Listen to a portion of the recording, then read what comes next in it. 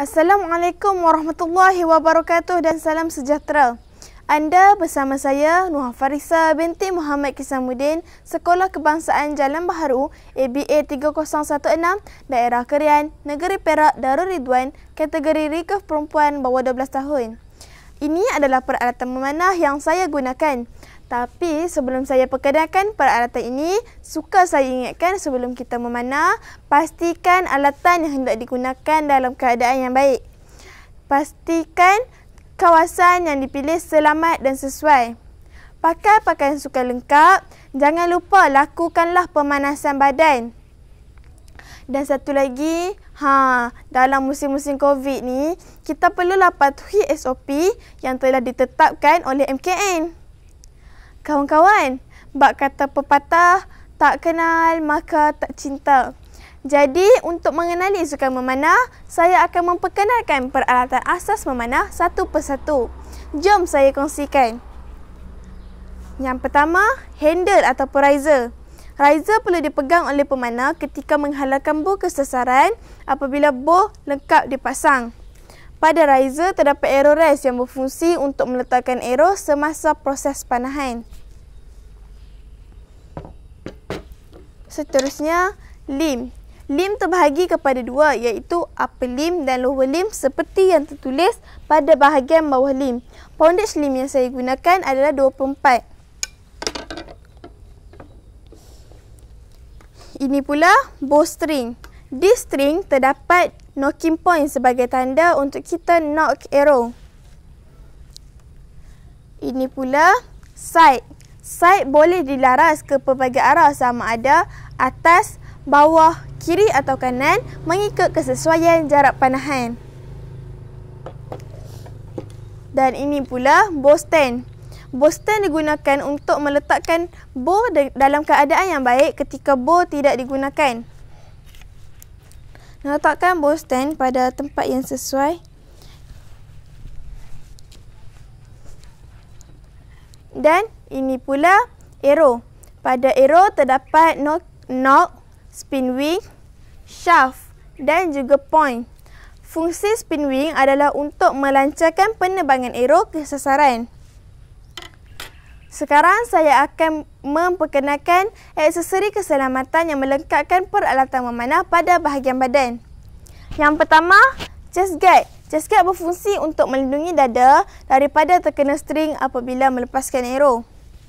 Seterusnya, arm guard. Arm guard berfungsi untuk mengelakkan lengan pemanah daripada tercedera kerana terkena bidasan string. Ini pula finger tap.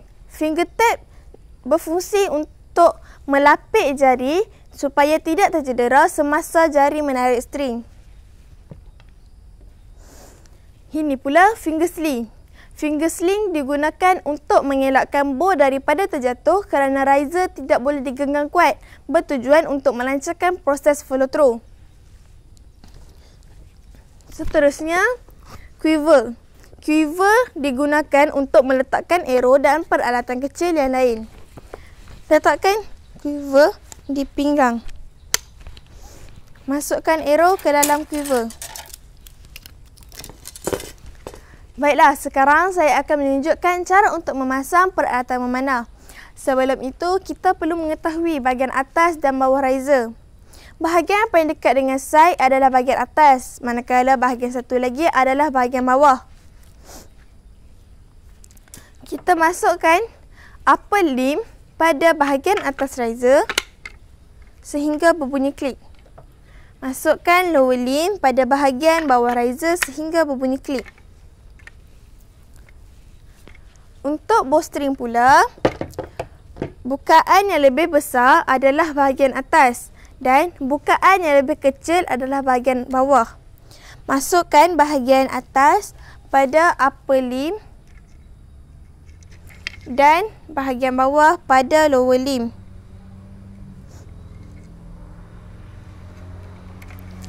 Untuk memasang bow, kita boleh meminta bantuan rakan ataupun menggunakan stringer.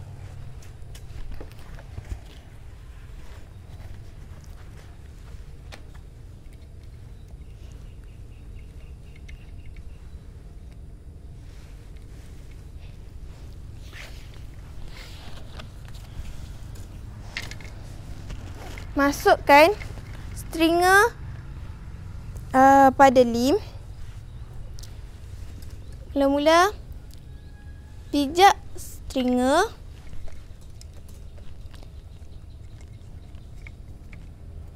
Angkat bow dan masukkan string ke dalam longkang lim. Lepaskan perlahan-lahan dan pastikan string pada tempat yang betul.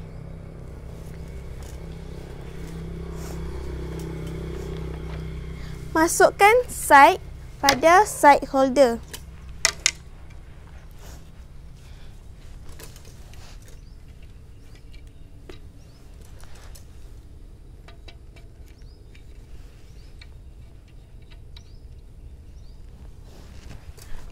Pakai finger tap dan finger sling.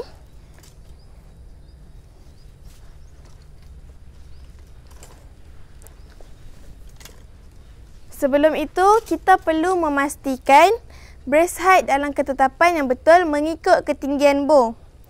Contohnya, tinggi bow saya adalah 64, jadi brace height yang disarankan adalah antara 20 hingga 22 cm. Kita juga perlu memeriksa tiller menggunakan T-ruler.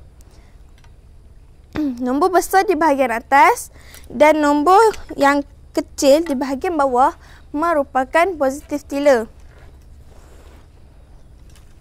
Sebelum itu, kita perlu pastikan kedudukan kita berdiri adalah betul, sama ada square stance ataupun open stance. Saya menggunakan open stance dengan memastikan kaki selari dengan bahu. Menghalalkan sisi kiri ke sasaran jika tangan kanan adalah dominan.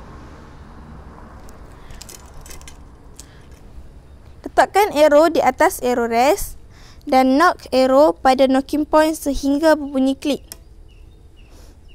Kita akan menggunakan 3 jari, iaitu 1 jari di atas arrow dan 2 jari di bawah arrow.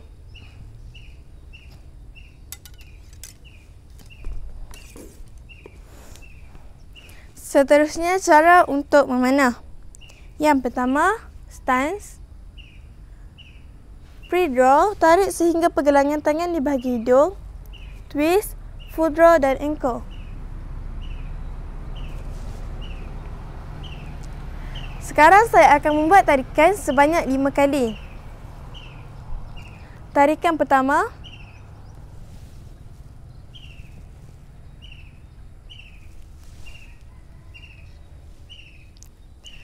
Tarikan kedua.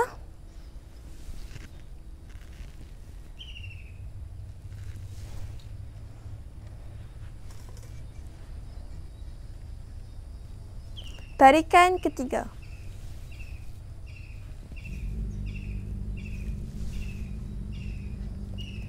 Tarikan keempat.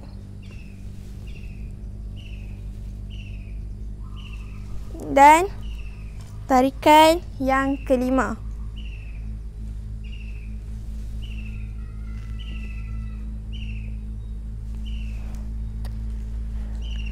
Baiklah, itu sahaja daripada saya untuk kali ini. Pesanan saya, berhati-hatilah ketika mengendalikan peralatan memanah. Semoga berjumpa lagi. Suburkan sunnah memanah. #MohBersukan. #EMSSM 2021. Sekian. Wabillahi taufiq wa hidayah. Wassalamualaikum warahmatullahi wabarakatuh. Terima kasih.